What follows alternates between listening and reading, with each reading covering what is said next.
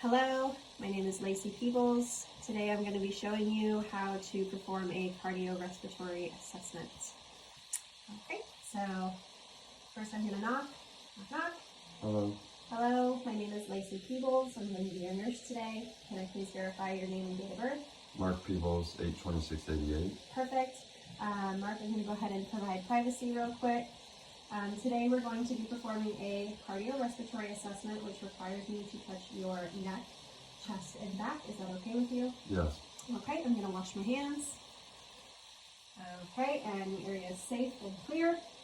All right, Mark, so can you tell me where you are right now? At my house. Okay, and can you tell me what day of the week it is? Saturday. And can you tell me who the president is? Joe Biden. Okay, patient is ANO times 3. Skin color is appropriate to ethnicity. All right, Mark, next we're going to go ahead and take a look at your back. You listen to your lungs and everything, so I'm going to stand up and turn this hip. Okay, so first thing, you want to inspect the shoulder and chest diameter, and the AP to transverse ratio is 1:2, equal. Next, we're going to evaluate the patient's respirations. Respirations are even at 16 breaths per minute. There is no use of the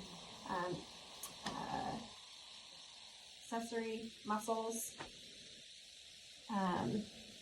Okay, so next we're going to look at the chest expansion.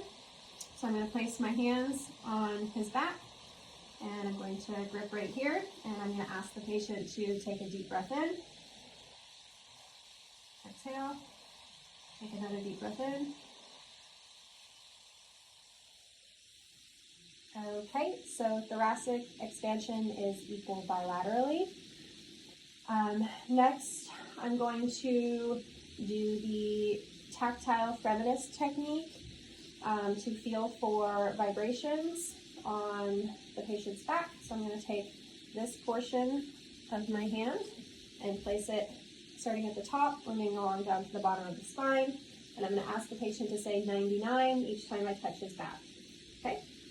99, 99, 99, 99.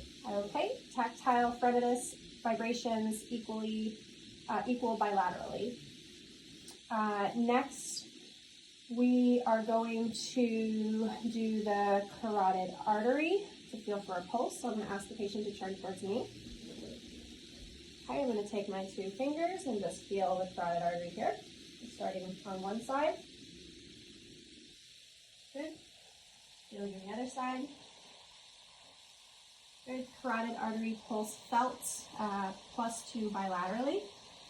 Next, I'm going to listen to the carotid artery using my stethoscope, and I'm going to be using the bell of my stethoscope to do this. Okay, so I'm going to ask the patient to hold their breath, and I'm going to check in 3 spaces. So hold your breath.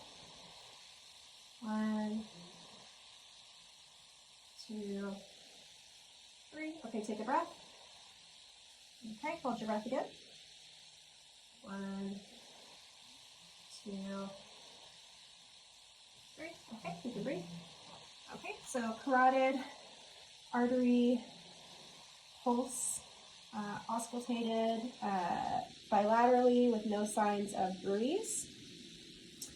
The next thing we're going to do is we are going to move on to the cardiac region, and I'm going to first palpate. Technically, it should be inspection, and you did put that on the check off, so I'm just telling you it should have been inspection first. And then we can palpate.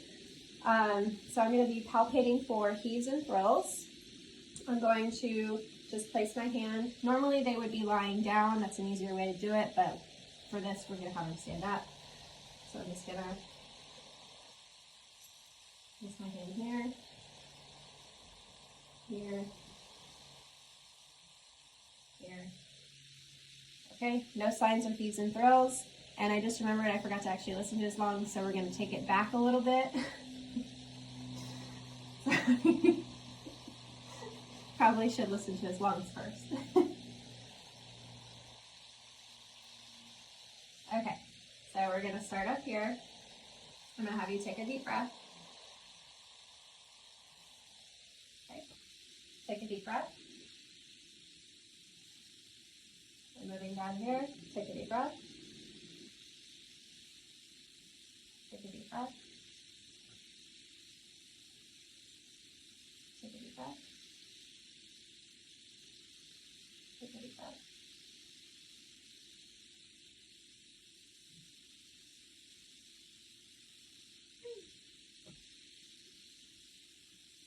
Okay, so that was the anterior side. Next, we're going to move to the axillary side. Lift your arm up for me. I'm just going to place this here. Take a deep breath.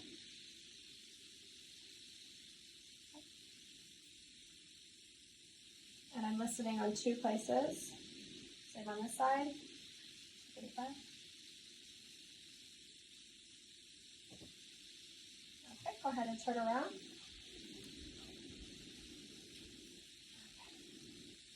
Take a deep breath.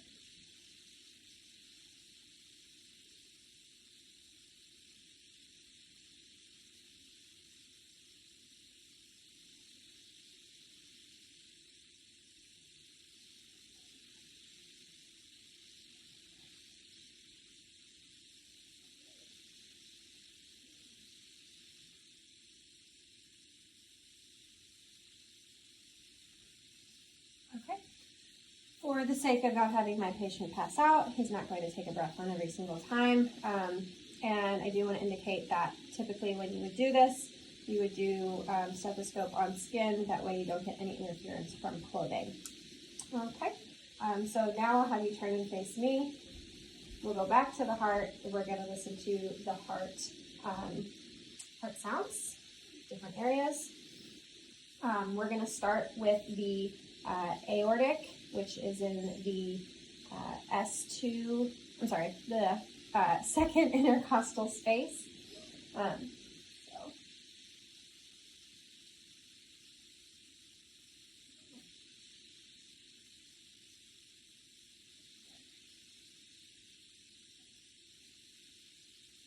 Next, we're moving to the pulmonic, which is also in the S2 intercostal space. So on the opposite side. So we're moving from left to right. Okay. Moving down to the third intercostal space on the right side. And that's going to be Erb's point. And this is the point where both the S1 and S2 are heard at the same time. And then we'll move down to the fourth intercostal space, which is the area of the tricuspid spot. And then I'm going to move down to the mitral area, which is in the fifth intercostal space at the mid-clavicular region. And it's also the site of the apical pulse. Okay. So lung sounds are clear to auscultation, and oh my goodness, I'm having a brain fart. And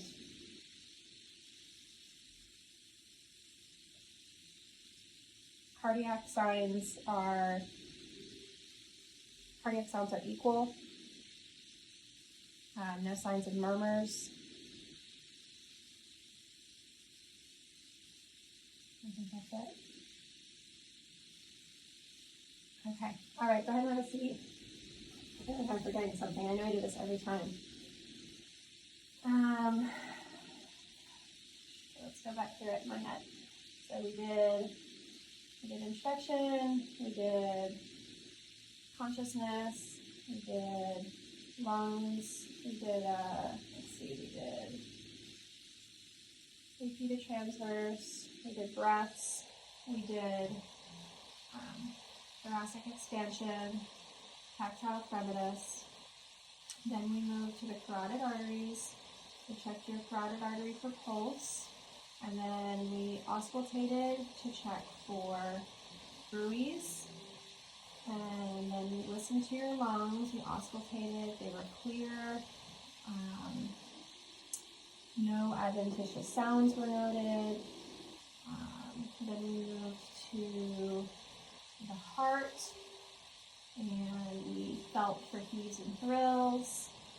No heaves and thrills were detected. Then we moved to the listening to the heart.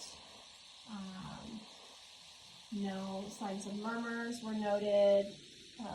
Heart sounds were even, equal. And that's it. Okay.